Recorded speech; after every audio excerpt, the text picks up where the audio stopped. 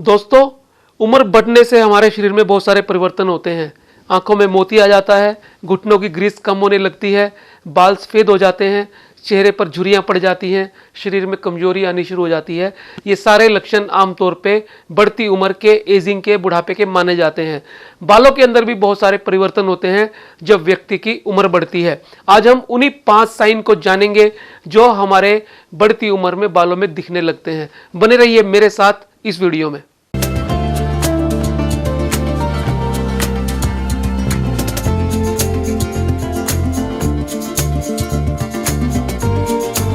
दोस्तों, जैसे हमारी उम्र बढ़ने लगती है, सबसे पहला लक्षण जो हमें बालों में नजर आता है वो है ग्रेइंग ऑफ हेयर, बालों के सफेद होने का।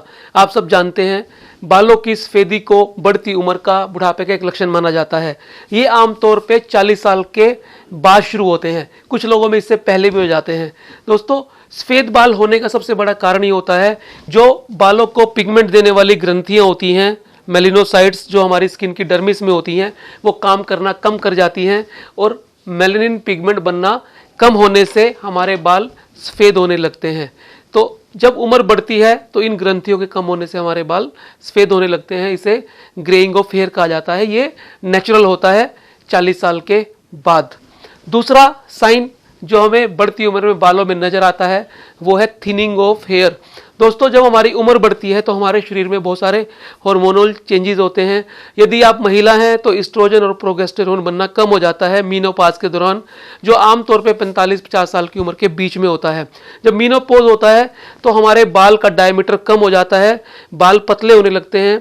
जो बाल टर्मिनल बाल की मोटाई 0.067 mm होनी चाहिए वो धीरे धीरे श्रिंक हो जाती है, क्योंकि जो बालों के बीच की लेयर होती है कोर्टेक्स, वो श्रिंक होना शुरू हो जाती है, पतली हो जाती है। तो इसकी वजह से हमारे बाल थिन हो जाते हैं, पतले होते हैं। ये हमें दूसरा साइन बढ़ती उम्र में बालों में नजर आता है। दोस्तों, तीसरा काम होता है हमारे बालों का जो लाइफ साइकिल है वो छोटा हो जाता है, जिससे बालों की ग्रोथ जो 1 सेंटीमीटर प्रति मंथ होनी चाहिए वो घट के कम हो जाती है। तो इसे हम ग्रोथ रिडक्शन कहते हैं।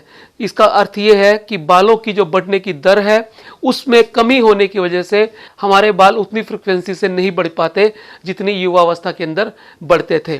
दोस्तों, चौथा साइन जो हमारे बालों में नजर आता है वो फ्रीजीनेस का। आप देख रहे हैं कि बाल थोड़े थोड़े खड़े होने शुरू हो जाते हैं, फ्रीजी हो जाते हैं, क्योंकि बालों का टेक्सचर बदल जाता है, कर्वेचर बदल जाता है, बाल थोड़े से वेवी और कर्ली होने लगते हैं। इसके 2 कारण होते हैं। पहला हार्मोनल चेंजेस होता है, दूसरा डायमीटर कम होने से बालों के कर्वेचर में फर्क आता है। पूरे बाल की लेंथ तक उसकी मोटाई अलग अलग हो सकती है। इस कर्वेचर में फर्क आने में टेक्सचर बदल जाता है और टेक्सचर के बदलने से बालों में ड्राइनेस आ जाती है। क्योंकि बाल फ्रीजी हो जाते हैं इसलिए बाल जल्दी टूट भी जाते हैं, ब्रिटल हो जाते हैं, कमजोर हो जाते हैं और देखने में भी थोड़े से अजीब नजर आते हैं। और 5वां सिम्टम जो बढ़ती उम्र में एजिंग की वजह से बालों में हमें नजर आता है वो है ड्राइनेस। दोस्तों, बालों को नेचुरल ऑयल देने वाली ग्रंथियां, सेबेशियस ग्लैंड्स, जो हमारे हेयर फॉलिकल पे लगी होती है, डर्मिस के अंदर होती हैं, ये सेबेशियस ग्लैंड्स काम करना कम कर देती हैं, जिससे ऑयल प्रोडक्शन कम हो जाती है। और दूसरा, मेलानोसाइट सेल्स भी अपनी प्रोडक्शन कम कर देती हैं, जिससे बाल ग्रे भी हो जाते हैं और मेलानिन कम बनने की वजह से भी बाल ड्राई होते हैं। और तीसरा, हार्मोनल चेंजेस होने की वजह से भी बाल ड्राई हो जाते हैं।